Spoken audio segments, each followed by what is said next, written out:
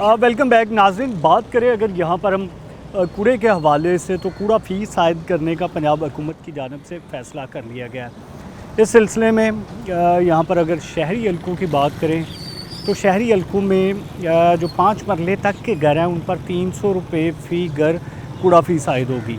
10 मरले तक के घर हैं उनको 500 रुपया फ़ी घर देना होगा। इसी तरह से एक कनाल पे 1000 रुपया, 2 कनाल वालों को 2000 और 2 कनाल से ऊपर वालों को 3000 रुपया देना होगा। बात करें कमर्शियल प्रॉपर्टी के हवाले से तो उनको 3 कैटेगरीज़ में, स्मॉल, मीडियम, लार्ज में रखा जाएगा। गांव देहात में अगर बात करें तो वो 200 रुपये से शुरू होगा और उसको मुख्तलिफ़ कैटेगरीज़ में रखते हुए 500, 1000, 3000 तक रखा जाएगा जो कमर्शियल होगी। तो ये प्लान किया गया हुकूमत का कि एक साल में 15 अरब रुपये तक कूड़े से इकट्ठा किया जाना है। आज इसका मकसद ये है कि यहाँ पर जो कंपनीज़ आउटसोर्स की गई हैं और उनके खर्चे बेइंतहा हैं। एडीपी के मुताबिक 100 अरब रुपये तक इस पे अखराजात हो सकते हैं। तो उसमें जो है वो कम अज़ कम और सिर्फ़ 15% लोगों से लेने का प्लान किया गया ताकि लोगों को इसकी आदत भी हो जाए। और बहुत से लोग जो ये गिला शिकवा करते हैं कि उनको पैसे देने पड़ते हैं, सेंट्री वर्कर ले जाते हैं तो फ़ायदा नहीं होता, तो अब ये सरकार का फ़ायदा भी होगा। सरकार उसी 15% से अपनी मशीनरी भी ले सकेगी और तनख्वाह का कोई ना कोई पोर्शन भी हल होगा और रूटीन में ये खर्चे भी बढ़ाते जाएंगे और जो आउटसोर्स की गई है उसके ठेके भी कम करते जाएंगे ताकि यहाँ पर इस खर्चे को मीट किया जाए और जो पैसा शहर की सफाई पर लगता है वो लोगों से वसूल किया जाए, जो कि पाकिस्तान बनने से लेकर अब तक किसी के जहन में भी ऐसा छोटा ख्याल नहीं आया था कि सफाई पर टैक्स लगाया जाए। लेकिन मरीम सरकार जो कि बहुत से और काम भी पब्लिक के लिए कर रही हैं, तो उसमें उनका ये भी आइडिया है कि यहाँ पर कूड़े पर आयद फ़ीस लगा दी जाए, जो सेंट्री वर्कर्स जिनको यूनिफॉर्म पहना कर लगा दिया गया है।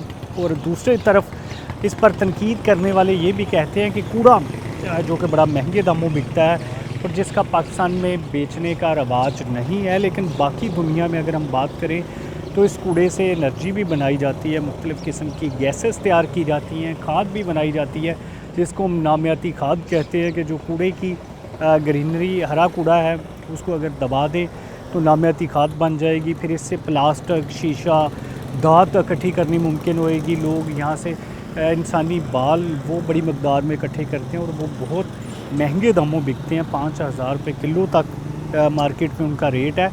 तो इस तरह से बहुत महंगे वाला कूड़ा जो लोगों के घरों से उठाया जाता है उसको सेग्रीगेट करके बेचने की बजाय हुकूमत की तरफ से ये प्लान किया गया है कि लोगों पर ही ये फ़ीस इम्पोज़ कर दी जाए। देही इलाकों को कम टैक्स में रखा जाए, शहरी इलाकों से ज़्यादा टैक्स लिया जाए। इसी तरह से जो कमर्शियल प्रॉपर्टी है उनको और ज़्यादा टैक्स में लाया जाए। जिसका जितना बड़ा घर होगा उससे उतनी ही ज़्यादा फ़ीस ली जाएगी। जैसे इससे पहले यही फार्मूला वासा पर लगाया गया था कि वासा भी घरों के हिसाब से पैसे लेता था। इसमें ये भी कई लोगों का डिमांड था कि जितनी उस घर में लोग रहते हैं, पॉपुलेशन रहती है, तो उस हिसाब से पैसे लगाए जाएँ ताकि जितना भी कूड़ा जनरेट वो करते हैं उस हिसाब से पैसे लगाए जाएँ। ताहम फ़ाइनल हुकूमत की जानिब से ये किया गया है कि जितने मरलों का घर है, जैसे शहर में जो 5 मरले तक यानी कि घर चाहे वो आधे मरले से शुरू होकर 5 तक जाएगा तो वो 300 रुपये माहाना देगा। उससे जो बड़ा होगा 10 मरले तक का वो 500 रुपये माहाना देगा।